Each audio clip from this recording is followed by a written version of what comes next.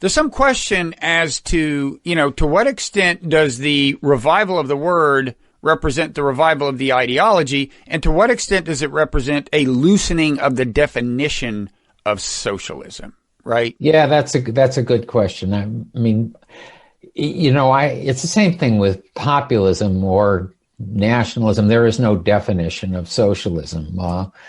It's changed over the years. There's different kinds of socialism, but what we're experiencing now, Bernie voters, I mean, there was even before Sanders ran for president, you could see these very odd results among young people.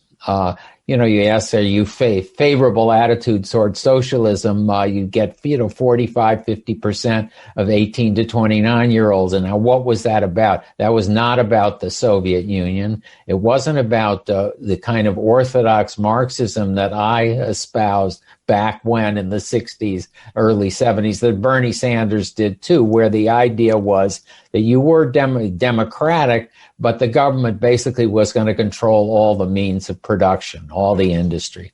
That's really not what the kids are thinking about. There's still some socialist organizations and things like that are back in that mold of thought. But Bernie changed, I changed in the 90s as well.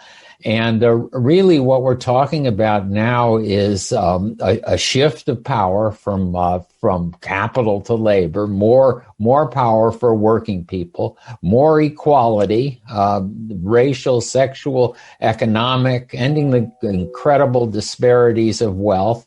And when particular kinds of sectors of industry prove intransigent, then government really has to step in, for instance, in healthcare, energy, transportation, but still a private market, no obliteration of capitalism as such, but socialism is something really that exists within capitalism.